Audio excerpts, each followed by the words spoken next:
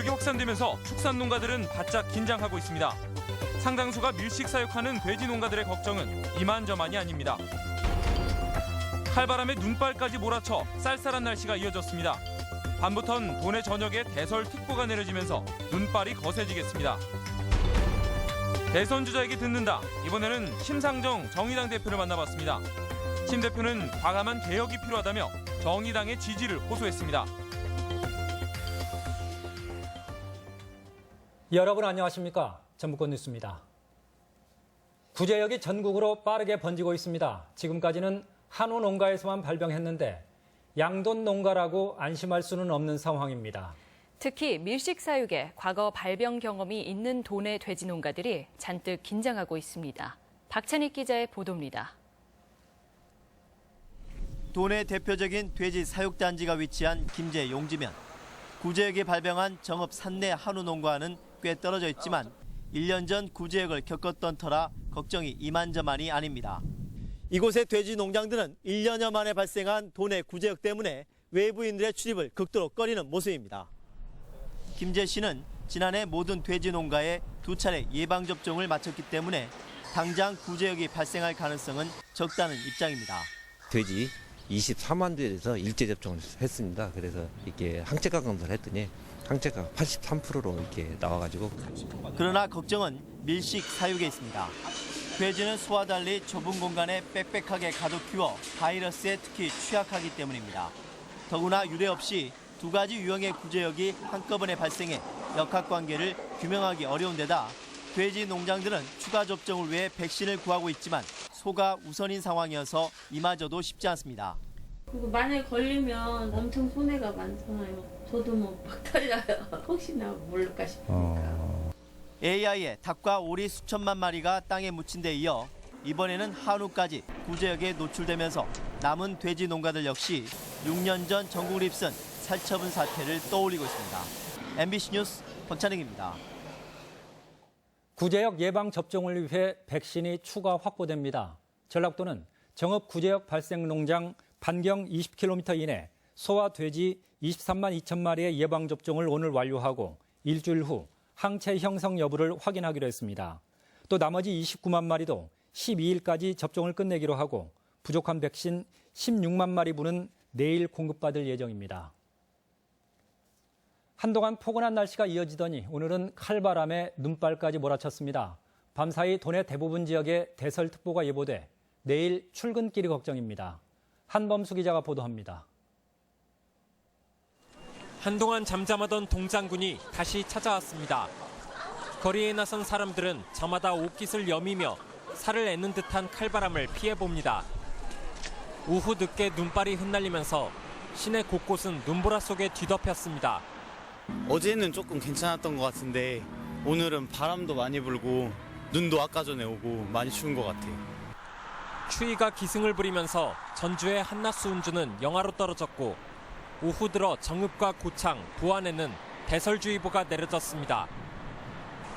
눈발은 밤사이 더 강해져 모레까지 서해안 지역을 중심으로 15cm가 넘는 많은 양의 눈이 내리겠습니다.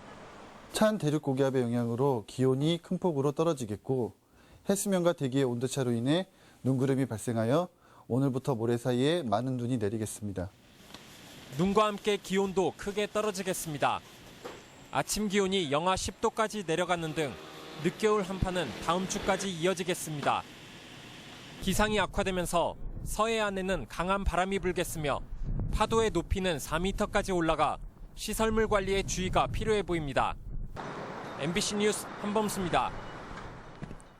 앞으로 꼭 100일, 전주에서 개막하는 20세 이하 월드컵 대회 준비가 막바지입니다. 다음 달에는 조 추첨도 예정돼 있는데 대회 분위기가 본격화할 전망입니다. 보도에 강동엽 기자입니다. 메시와 마라도나 등 차세대 축구 스타들의 등용문이었던 20세 이하 월드컵. 세계 축구의 미래를 내다볼 수 있는 그 화려한 막이 100일 앞으로 다가왔습니다. 120억 원이 투입되는 경기장 개보수 작업도 차질 없이 진행되고 있습니다. 선수들이 누빌 그라운드는 추위가 물러간 다음 달부터 천연잔디로 심을 수 있도록 보시는 것처럼 모래 교체 작업이 한창 진행되고 있습니다. 전광판은 HD급 고화질로 교체됐고 생생한 현장감을 위해 음향도 3개 방향에서 나오도록 했습니다. 여기에 조명도 2배 밝게 했고 보조 훈련장도 잔디를 깔아 모두 4면의 훈련장에서 선수들이 손발을 맞춰볼 수 있게 됐습니다. 숙소인 전주 라마다 호텔도 막바지 공사가 진행 중이어서 늦어도 4월이면 모든 시설 준비가 마무리될 전망입니다. U20 월드컵을 성공적으로 치르기 위해 숙박, 교통, 가루 정비 등 각 분야별 사업들에 대해서 차질 없이 준비하도록 하겠습니다. 분위기 조성 작업도 진행되고 있습니다. 전주 종합경기장 사거리 등 도심 5곳에 홍보탑이 설치됐고 다음 달 개막하는 K리그와 전주국제영화제 등에서도 홍보 활동이 펼쳐집니다. 통역과 의료 지원, 경기 안내 등을 하는 자원봉사자들에 대한 교육도 이달부터 시작됩니다. 아주 큰 세계적인 대회, 국제대회가 전주에서 열리기 때문에 설렙니다. 100일 뒤에 축구 팬으로서 많은 축구 선수들을 보고 싶고 다음 달 15일에는 6개 대륙 24개 팀의 대진표가 결정되는 운명의 조추첨식이 열려 월드컵 분위기는 더욱 달아오를 전망입니다. MBC 뉴스 강동엽입니다. 전라북도는 강원도 용평에서 오늘 개막한 제98회 전국 동계체전에서 종합 4위를 목표로 스키와 아이스하키 등의 208명의 선수단이 출전해 나흘간 선전을 펼칩니다. 국제대회 일정 등으로 지난달 중순부터 열린 사전 경기에서 전라북도는 금메달 6개와 은메달 9개, 동메달 11개를 획득해 4위로 순항하고 있습니다. 행정자치부에 따르면 올해 전라북도의 지방공무원 채용 계획은 모두 901명으로 지난해 851명에 비해 50명 늘었다고 밝혔습니다. 직급별로는 7급이 10명, 8, 9급이 665명이며 채용 시험은 9급 공채가 6월, 7급 공채는 9월에 시행될 예정입니다.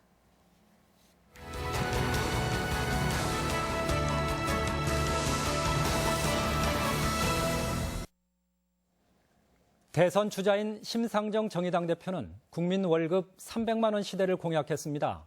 전북 발전 전략으로는 새만금 개발 사업의 전면 재정립 필요성을 역설했습니다. 이종휴 기자가 만나봤습니다. 예, 대표님 반갑습니다. 네, 반갑습니다. 제1공약이 국민 월급 300만 시대, 어떤 공약인지 좀 설명 부탁드립니다. 월급 노동자들 2천만 중에 1,000만이 200만 원을 못 받습니다. 농민들 월 소득이 90만 원대예요. 그다음에 자영업자들은 지금 100만 원도 못 올리는 분들이 30%가 넘습니다. 그래서 무엇보다도 열심히 일한 만큼 정당한 대가가 보장되도록 하는 것이 양극화 해소 방안이다. 호남 지역은 지금까지 주로 민주당을 줄곧 지지해 왔습니다. 하지만 정의당, 민노당은 그렇게 크게 지지하지 않았거든요. 민주당에서는 전북도민들은 당연히 우리 찍을 거다 이렇게 생각하고 있기 때문에 어떤 긴장도 하지 않고 있습니다. 저희 당이 비록 작지만 시대 정신에 투철하고 좋은 정책 갖고 있고 이런 정당 키워주십시오. 전라북도 발전 전략 혹시 생각하신 게 있으신가요? 다음 정부에서는 이 새만금에 집중해서 책임 있게 마무리를 해야 된다. 그런 생각을 갖고 있고요. 그것은 실현 가능하고 지속 가능하고 이용 가능하고 또 전라북도 도민들의 뜻에 부합하는 그런 방향으로 새만금 사업을 재정립해서 그것은 반드시 이루는 그런 책임을 져야 된다는 게 저희 생각입니다. 2020년까지 담수화 계획을 추진한다고 하지만 저는 이게 4, 5급수로 정화된다는 건 불가능하다고 봐요. 그래서 해수 유통시켜야 됩니다. 실은 그 호남 내에서도 이제 전북이 더 소외받고 있다 이런 주장들이 있습니다. 전라북도가 이렇게 어렵게 된 것은 우선 차별 정책이 뿌리 깊게 지금 지속돼 왔고 그리고 농업 경시 정책이 또 계속돼 왔고 그리고 재벌 중심 정책으로 말하자면 이 지역 사회의 소비와 돈도 소비도 전부 이 지역 내 지역 경제로 선순환되는 것이 아니라 다 중앙으로 집중됐다. 그래서 전라북도가 이렇게 어렵게 된 것이다 이렇게 생각합니다. 말씀 잘 들었습니다. 네, 감사합니다. 문재인 민주당 전 대표를 지지하는 도내 포럼과 조직이 잇따라 창립되고 있습니다. 안도현 우석대 교수와 이상직 전 의원 등은 새로운 전북 발전을 위한 전북 포럼을 발족하고 향후 대선 국면에서 문재인 대표 정책을 홍보하고 지지 활동을 펼칠 계획이라고 밝혔습니다. 장영달 전 의원이 중심이 된 더불어 새로 함께 역시 오는 12일 출범식을 갖고 문 대표 후원에 나설 방침입니다. 전주지방법원은 뇌물수수 혐의로 기소된 강영수 전 도의원에게 징역 2년 6월에 집행유예 4년, 벌금 5,200만 원, 추징금 2,600만 원을 각각 선고했습니다. 강 전 의원은 지난 2015년부터 재량 사업비로 추진된 전주권 학교 6곳의 방송 체육시설 공사를 특정 업체들에게 맡긴 뒤 2,600여만 원의 뒷돈을 챙긴 혐의입니다. 오늘의 간추린 뉴스입니다. 전북 혁신도시에 이전한 지방행정연수원의 지역경제 기여도가 상당한 것으로 나타났습니다. 행정자치부에 따르면 지난해 지방행정연수원에 3천여 명의 교육생이 머물면서 숙박과 외식, 여행 등으로 연간 60억 원을 지출한 것으로 집계됐습니다. 2023 세계 잼버리 유치위원회가 오늘 서울에서 발대식을 갖습니다. 세계 잼버리 유치위원장에 선임된 이주영 국회의원 등 유치위원들은 오늘 발대식을 시작으로 오는 8월 개최지 확정까지 정부, 지자체, 기업들과 본격적인 유치 활동에 나섭니다.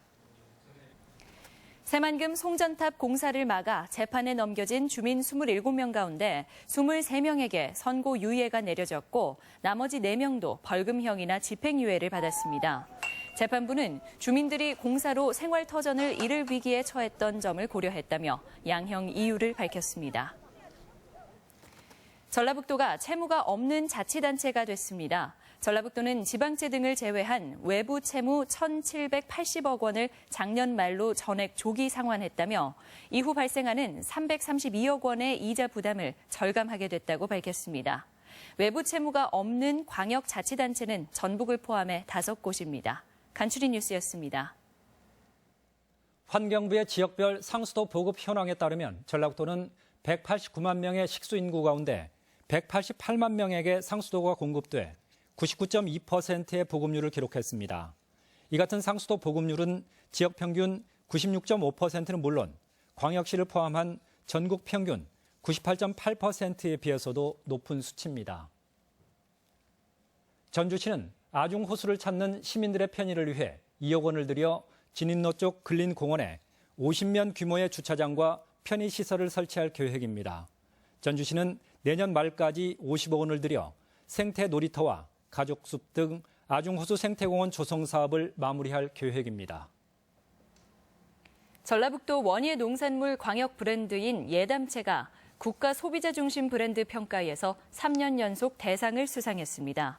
도내 9개 시군이 참여하는 예담채는 2008년 출시된 이후 2009년 매출 33억 원에서 지난해 940억 원으로 꾸준히 성장해 전라북도 대표 농산물 브랜드로 자리 잡았습니다.